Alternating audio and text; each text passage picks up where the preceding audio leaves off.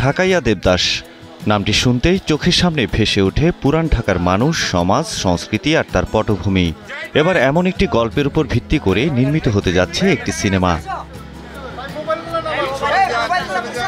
গল্পটা পুরান ঢাকার প্রেক্ষাপটে, আর তাই মহরতে নায়িকার উপস্থিত হওয়ার বিষয়টিতেও ছিল ভিন্নতা।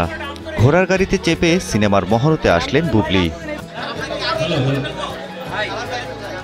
শুক্রবার রাজধানীর একটি ক্লাবে আনুষ্ঠানিক মহরতের মাধ্যমে যাত্রা শুরু করেছে ছবিটি। জাহিদ হোসেন পরিচালিত সিনেমার প্রধান দুটি চরিত্রে অভিনয় করেছেন আদর আজাদ ও শবনম বুবলি। আমাদের কেন্দ্রীয় চরিত্রের নায়ক নায়িকা উপস্থিত আছেন। এদিকে নায়িকা শবনম বুবলি ও নায়ক আদর আজাদ বলেছেন, দর্শকদের জন্য এটি হবে এক ভিন্ন ধাঁচের প্রেমের ছবি, কারণ এই ধরনের গল্পে দর্শক আমাদের আগে কোনোদিন দেখেননি। মোনালিসা হেভি ফ্লো 15 পিস প্যাকেটের সাথে 8 পিসের একটি প্যাকেট একদম ফ্রি। খুব বিউটিফুল একটা প্রজেক্ট হতে যাচ্ছে ঢাকাইয়া দেবদাস। ঢাকা শহর, ঢাকার ইতিহাস সবকিছু নিয়েই আমরা আসলে চমৎকার একটি প্রজেক্ট উপহার দিতে যাচ্ছি দর্শকদের জন্য। ঢাকাইয়া কালচারের মধ্যে এতগুলো শেড, এতগুলো কালার, সেখান থেকে যখন কুট্টি আমার কাছে নতুন না হলেও সভ্যাসী ভাষাটা কিন্তু আমার কাছে নতুন।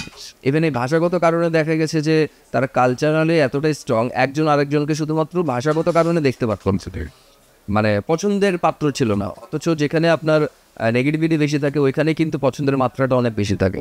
তো ভাষাগত কারণে একটা তো এখানে কোল্ড একটা ওয়ার্ড তো চলেই, প্লাস কালচারালভাবেও রিচুয়ালগতভাবেও একটা কোল্ড একটা ওয়ার্ড চলে। হয়তোবা কেউ কাউকে ফ্ল্যাশ করতে পারে না কিংবা বলতে পারে না। তো ওই জায়গাটা থেকে জার্নিটা আসলে দর্শককে ইন্টারেস্ট জাগাবে।